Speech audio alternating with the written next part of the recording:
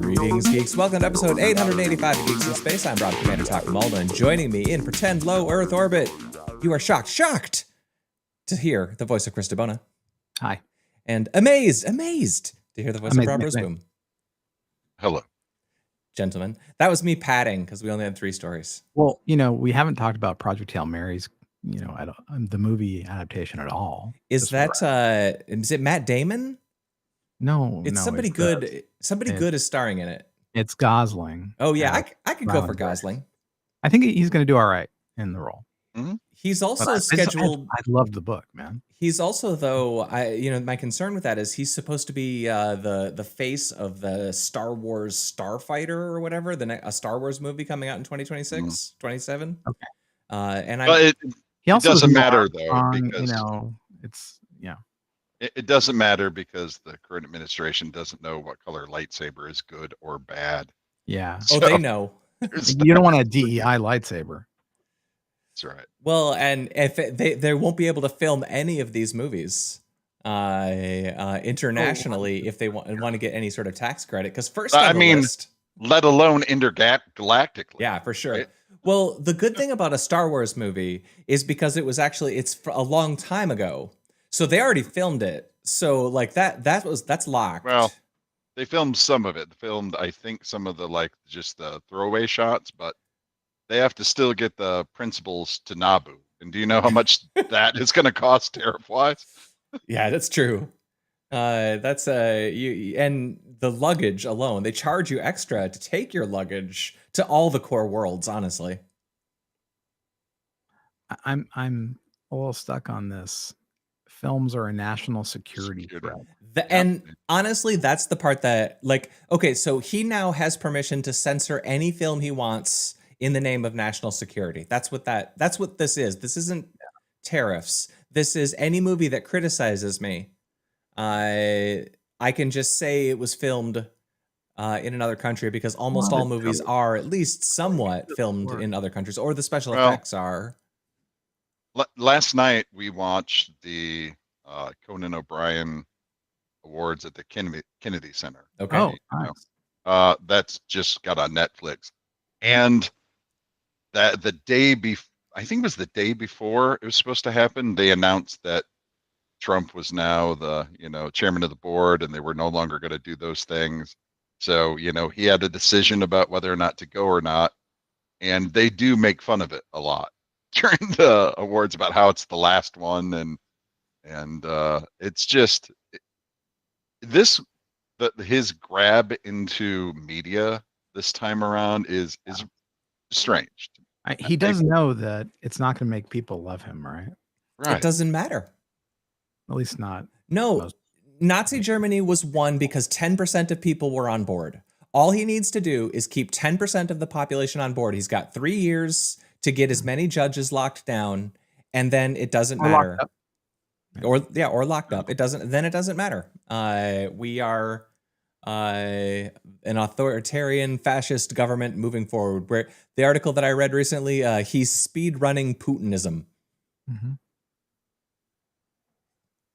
I guess so. We got that going for us. Yeah, so which is nice. At least all the movies we watch are going to be made in America. But they'll only be made in by those guys who make the weird conservative movies. Yeah, the ones that are in theater 14 in the theater, and if you ever look in there, there's 2 people in there, and they have names like Jesus is my hand love or something. Jesus is my handler. I don't know. Hand love or handler? Handler. I don't know. They're always they're Jesus is my co-film participant. Jesus wanted a tax dodge. Jesus is my tariffs. Yeah.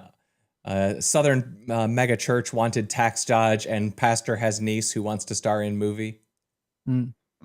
Alongside Gina Carano and there you go. Henry Cavill. Yeah. And the guy who played Hercules, I can't remember his name. Oh, Kevin Sorbo. Yeah, that's right. That's right. There's a lot of C and D list names like the Tim Allen. Tim Allen's doing this stuff now. There's some A-listers too, but they're usually smart enough not to talk about it. James Woods. Yeah. Chris Pratt. That's Yeah, but I like Chris Pratt. yeah, so it's okay because you like him. He's all right. All right. So the other thing kind of from the world of finance, Warren Buffett is retiring. Oh, so I think it's not a coincidence. The conclave starts in 2 days. Oh, you think he's going for that? Yeah, I think it's yeah, he's a Presbyterian, but it's like the Air Bud rules. Yeah, Air Bud rules. We talked about that last time. No time. rule that says a global financier Presbyterian can't become pope. All right. I think there might be a rule actually, because don't you have to be like a cardinal? Crazy. You know, they really want to attract the Midwest. You know, no, they don't. The Cardinals don't care about they. I'm saying it's a coincidence. Have you seen Conclave? You should see Conclave. I should see Conclave. It's great, and that's who we should have for Pope. That movie nails it. You can't have a movie be Pope. Well, I mean, under the Air Bud rules, why not? As long as the movie was filmed in America, because we need to have America Pope. Yeah, this Pope Berica. Pope Berica. Yeah, Warren Buffett retiring. He's old. Charlie Munger died recently. He's probably a little lonely. Yeah, I listened to him. They had his announcement. They played on the news, and wow, that guy is. I'm surprised air still comes out of him. He sounds like they found him in the desert someplace. He's old, entombed in a room. I mean, he's 94. I mean, yeah. And he's only been eating Wendy's, you know. Right. Sure. He's got that McDonald's gift card, man. Yeah. I met him. I've still do that before. I met him a while back for like a day. Did you go to his like big conclave? He's smart, man. Say what you will. He's smart. Did you guys play softball or go fishing together or talk? No, it was an office situation. Oh, it was a work situation. It's not like he would have known my name or anything. Like you broke a printer together? Like I sat 10 feet away from him and he drank his Coke and he talked about finance stuff. But he's smart. And he called out a lot of stuff even in his going away thing. But every year, man, for 20 odd years, 30 odd years, I read his annual report. And he was one of the good ones, I guess. I'm sure he did a lot of shitty stuff, but I think in general he was in the right place. He ran that rental center place. There were not like furniture rental shops were scummy. Yeah, there was some stuff. There was some stuff. You know. I'll tell you some stuff offline. His kidney superstore was completely ridiculous. So the next one they have on the list is a dude who. Do you want a TV? We want a kidney. Organs for electronics. Come on down. We're bringing back bartering. Yeah. Now that tariffs have made it impossible for us to use domestic currency, we're bartering for Bitcoin and organs. Yeah. So we got a story about a dude who have 200 snakes bite you. We'll give you a Walkman. You know. A Walkman cassette, Sure. AM, FM cassette, and headphones. Oh, and the little orange ones. Yeah, the orange ones. I love the orange ones. They're kind of waterproof. They're kind of waterproof. No, the orange ones were the sports Walkman that were waterproof. So you could run with. I'm thinking of the ones that had the little poofy things. I guess I wouldn't think of them as being water resistant at all. Well, no, I mean, it was so you could run with them, you know, jog, be sporting. I was never. Walk, man. I'm going to find a picture. All right. Very important, clearly. So we got a story about a man who let a snake bite him 200 times, but not for Tom Hardy. Not just one snake. You know, it was a bunch of different snakes. Did he distribute where he bit them? Like today's a butt day, a leg day? No, I think they're probably all in arms. The first time I ever heard of something like this was just a guy who actually milked snakes for a living, produced venom for a lab. And he had just been bitten dozens of times because he's like, you know, even if you're super careful, you do this for 50 years, there's going to be an accident. It just so happens when you have an accident, you're envenomed. So his blood had tons of antibodies and he gave it so that they could make antivenom out of this. This guy did this on purpose and started with the first snakes he started with were cobras, and I think the second snake that bit him, he was in a coma for 4 days. Oh, Jesus. So it didn't start off good. But for whatever reason, he was like, well, I made it through that. So he's been bitten by black mambas, taipans, like serious venom loaded snakes. Wow. And now his blood is, I guess, valuable enough that science craves it for making antivenom. He's like the universal donor. Yeah. But for antivenoms. That's, you know what? That dude's a badass.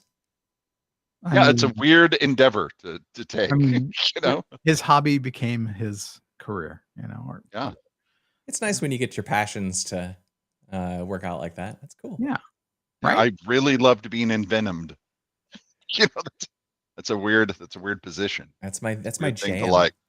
What I wonder, I guess, is like, okay, so if you get like a flu and then you get a different flu because you had a similar flu, sometimes the latter flu is a little weaker. It's like, obviously every disease is a mutation, but there's a root. So in theory, something might work and help. So my question with this guy is like, because he has now, I assume, built up antivenoms in his system for like tons and tons and tons of snakes, does that mean that like new snakes, like he's just like ready to rock? Like if they find, like, could he handle, I'm not thinking like what is it, the Komodo dragon or something? Like, I know that's not the same deal. That's like a saliva that like eats you. No, it's venom. It's venom Is now.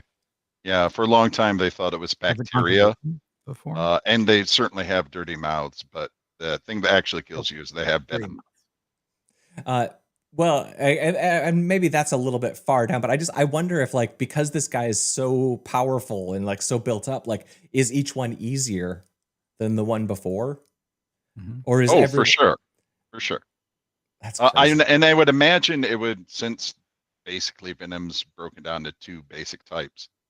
I imagine that even though the strength is different, that it would act similarly with, if you had neurotoxins or hemotoxin venom. So I'm thinking of doing the same thing just with the flu. I just go around licking doorknobs and like, railings at the train station, various things like that. Maybe I can build up enough immunity that, Sure. Spend enough time in hospital waiting rooms, you'd think that you'd be immune to everything at this point.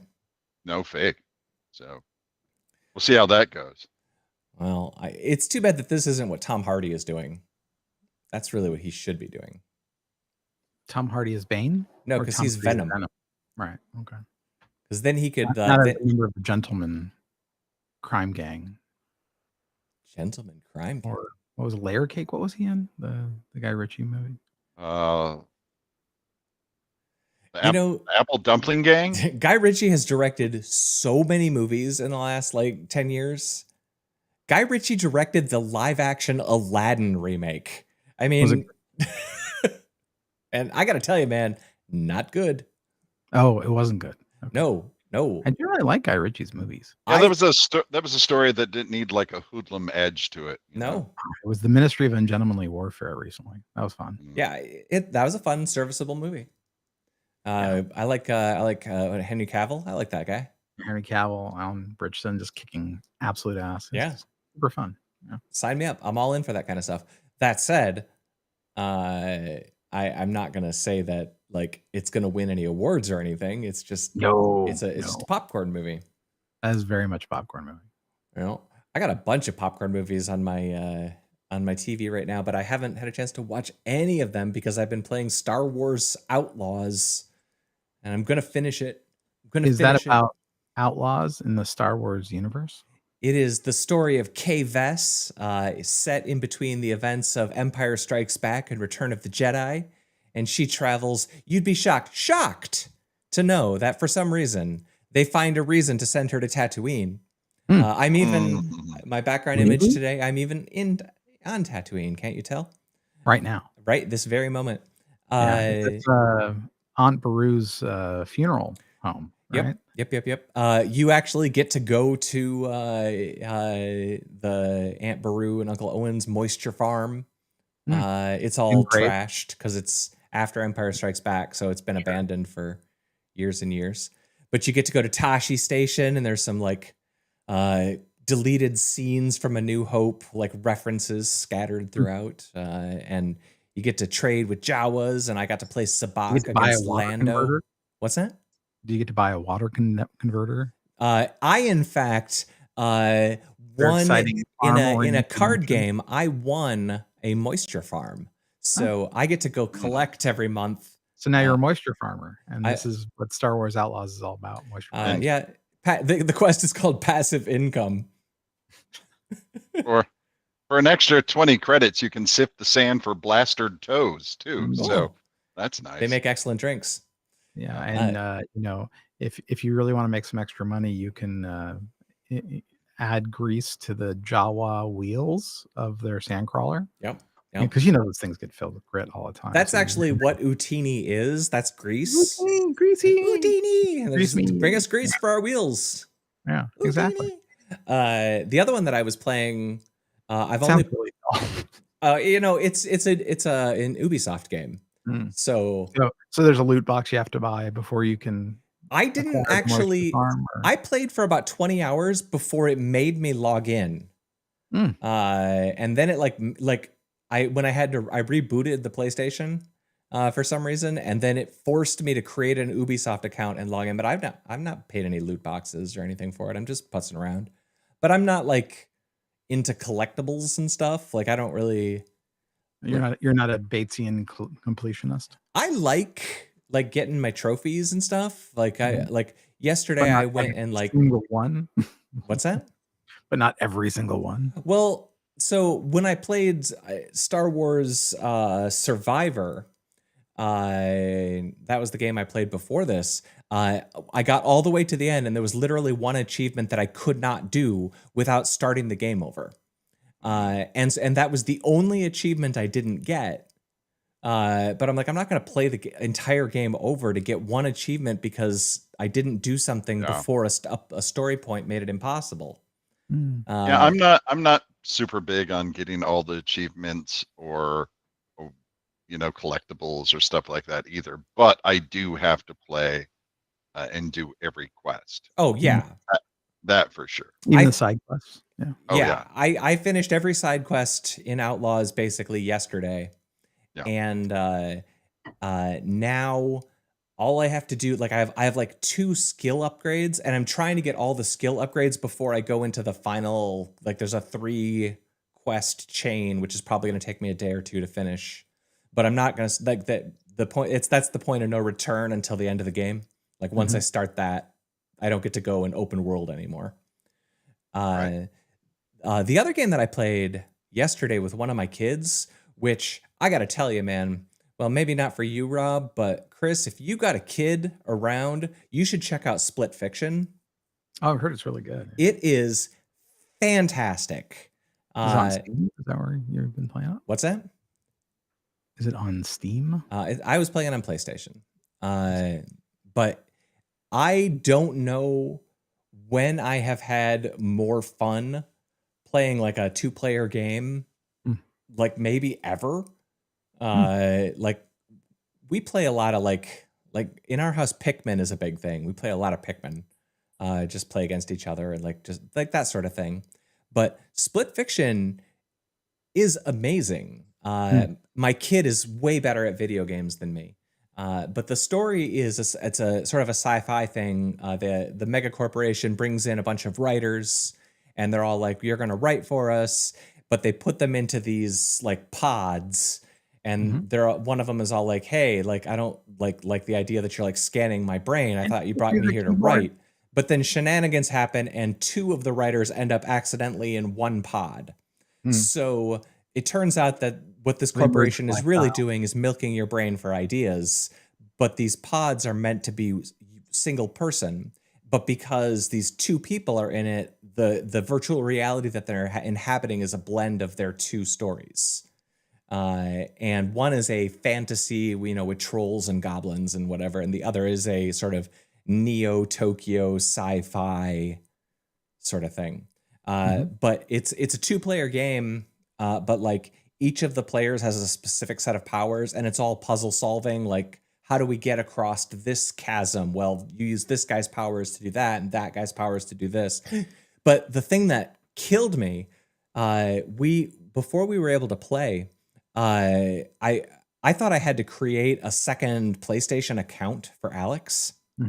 And so he's just chilling on my couch, and I spent like a half hour trying to figure out how to get an account created for him, because it kept throwing errors and making me scan QR codes, and like it was all messed up. And I was kind of raging about how just awful this was. And then finally we discovered that you can just like play with one of your players offline.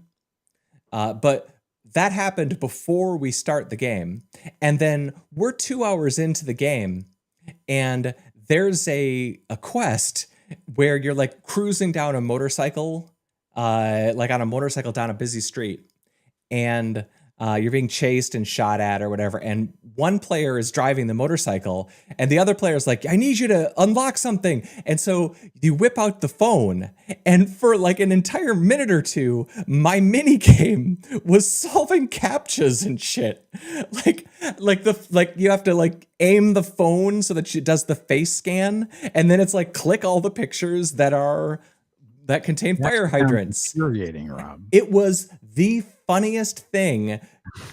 So I'm riding on the back of a motorcycle, and I have to like click all the checkboxes to accept the privacy agreement, and meanwhile I'm on the back of a motorcycle with my kid like being shot at. It was the funniest thing that I think I've ever had happen, because we had spent a half hour trying to create accounts before we actually had played this game. It's great. What's that? It sounds great. It was so fun, but we're only a quarter of the way into it, and it is some of the most charming fun that I've ever had. I've heard it's actually really fun. It's the follow-up game from the same studio that made another one called It Takes Two. And that one Alex and I also played. And that game was also amazing. That one's all about like dealing with childhood trauma. These games both have like really powerful emotionally resonant like subtext to them. But the 2-player dynamics are like really fun. Like one player has like gravity defying powers, and the other has like a lasso whip. And all of it is you like figuring out how you use these 2 powers to move forward through the story. It's really great. Top marks. Top marks. That was the media that I've been consuming. All I did this weekend was play Outlaws and Split Fiction. Okay. Do we have any movies or shows? Tomorrow, I think I'm going to go see Thunderbolts. The Accountant 2. I'd like to see that. So we've been catching up on Severance. That's been all right. That's a good one. Yeah, I've been liking that. We've got Novocaine in the wings. Novocaine's fun. A little boring, I admit. I'm really enjoying the Seth Rogen The Studio. Yeah. I'm caught up on that one now. And Cool. The last episode was all about casting a blockbuster. And they're casting Ice Cube as Kool-Aid Man in the Kool-Aid Man movie. And then the whole thing is like, well, Kool-Aid Man is black. And then they start off with Sandra Oh as the wife. And then like somebody says this is racist. And then the whole thing is just them shuffling the cast around in order to make it not racist. And it is so funny. Everybody involved with it is Seth Rogen, Kathryn Hahn. They are 2 of my favorite working actors. Okay. Is there anything else, gents? We're real short today. Chris, find a cool picture to put up on the screen so that I can have a screenshot of something. There we go. Snake Man.